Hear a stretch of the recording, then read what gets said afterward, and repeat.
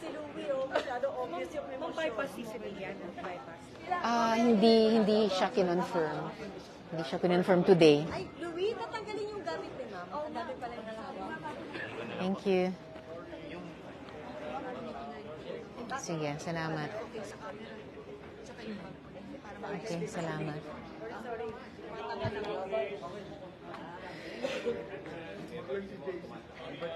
Guys, quiet guys, ha? Mabilis lang po. Quiet lang, guys. Okay. Yan na. Go ahead. Okay lang gamitin ko to. Hindi ko, wala. So, napapanahon po ang aksyong ito para sa bawat babae ngayong buwan ng kababaihan. At nagpapasalamat ako, dagang salamat kay Senate President Mig Zubiri sa kanyang pagpirma sa arrest order. Kasi walang karapatan si Kibuloy yurakan ang dignidad ng Senado. Ang pangbabastos niya sa institusyong ito ay hindi talaga dapat palampasin. Higit na pasasalamat sa lahat ng mga testigo na naglakas loob na makilahok sa dambuhalang labang ito. Kayo ang puso ng investigasyong ito at kasama nyo kami sa Senado hanggang dulo pa. Ma'am, mabilis lang na paglaro.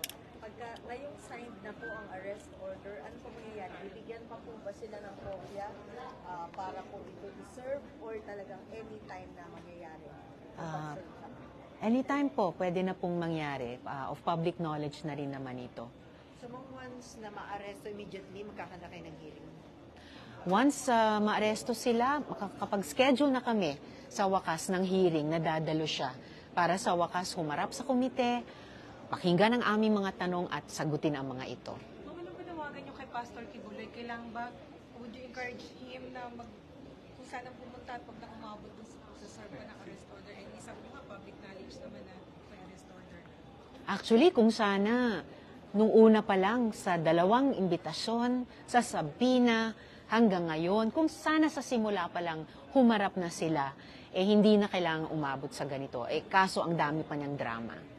Ma'am, clarification, anytime kahit naka-session break yung Senate, pwedeng mag-conduct ng Senate hearing po. Opo, practice naman dito sa Senado, kahit naka-break kami, authorized naman ang mga komite na mag-conduct ng aming trabaho. Ma'am, tapos dahil naka-break lang, hindi kayo aalis ng bansa, waiting for the possible arrest and hearing. Wala po akong schedule umalis ng bansa. Sana si Kibuloy din hindi tumakas, kaya nga't nauna na akong nanawagan sa Bureau of Immigration, bantayan yung ating mga borders para hindi doon makatakas si Kibuloy. Identify ba yung location niya, yung whereabouts ni Kibuloy?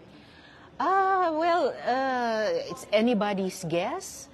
Pero lagi yung aming mga sabpina, yung show cause order, lahat po ipinadala at doon inireceive sa kanilang address sa Davao. Thank you, ma'am. Papahawak lang daw po. Sure. Ma'am,